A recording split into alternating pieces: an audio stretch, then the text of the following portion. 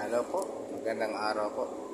At dito naman tayo, bagong araw, bagong video, bagong vlog po. At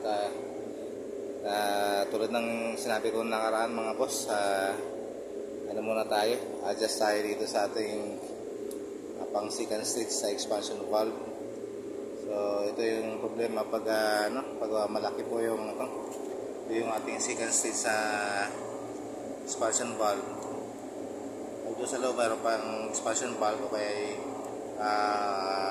pressure transmitter yung nakakabit doon sa ating malapit sa evaporator. So ito yung nagsusupply ng ating cooling ng ating compressor. So galing dito sa area na to, filter, pasok doon sa ating heat exchanger, expansion valve din pasok sa ating heat exchanger, din papunta dito sa ating second stage ng ating compressor. So ito, nakikita nyo yung ating compressor is masyadong makapal ang yelo. Tapos sa pinakapuwitan ng ating compressor, ayun, makikita nyo yung mga boss. Yan, tingnan natin ayun, at medyo basa, ibig sabihin nag-form siya ng ice stage sa buwit nito. So ito ang isang problema sa mga second stage sa compressor pag hindi po naagapan. Pag itong area na to hanggang doon ay nagyelo, napuno ng yelo, so may tendency kasing lumapot yung ating langis, at ibig sabihin may pumapasok na liquid galing din sa ating second stage line papunta dito sa ating compressor. So may tendency masiraan tayo ng compressor. So sa ngayon nakapatay ito. So ito yung time na pwede natin i-adjust yung ating expansion valve. Pag umaandar kasi mga boss, tulad ng nasabi ko nung nakaraan, hindi siya pwedeng i-adjust kasi masisira yung orifice sa loob nito pag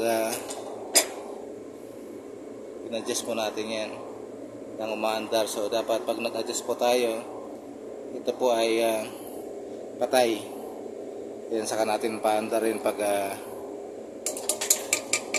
nakapag-adjust tayo. So titingnan natin. So dito nyo, kapalang yelo ng ating second stage line. Hindi masyado ng yelo.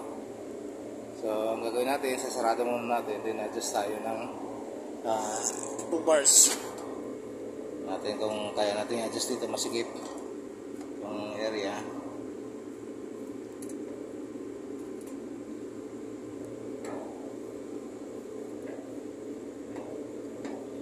Masyado masigip mga boss, at hindi natin mapihit ang ating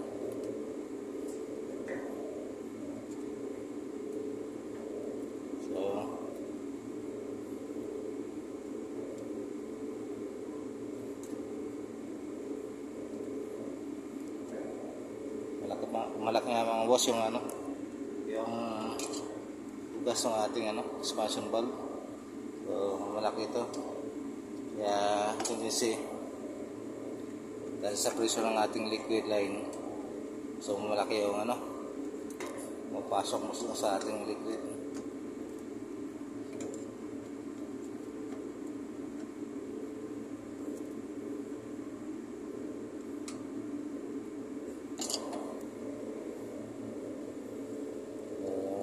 Natin masyadong mapihit, tigas pa masyado, kaya lang yung ating posisyon, hindi natin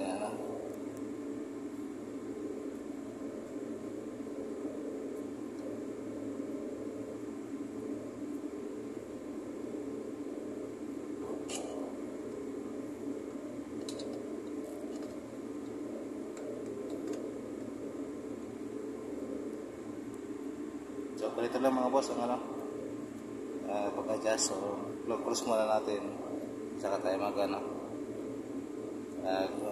bukas. So yan, sarado na. Bukas lang tayo ng kaunti.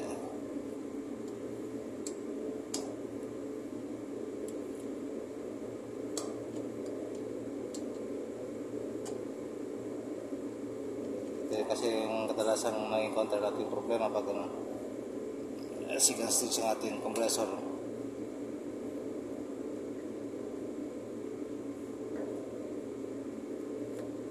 Malaki kasi ang bukas ito mga boss. Yan, may tendency kasi yung pumasok yung ating ano. Kikita nyo doon sa ating amperahe, sobrang baba yung amperahe ng compressor. Pero nagigilo yung ating ano, compressor.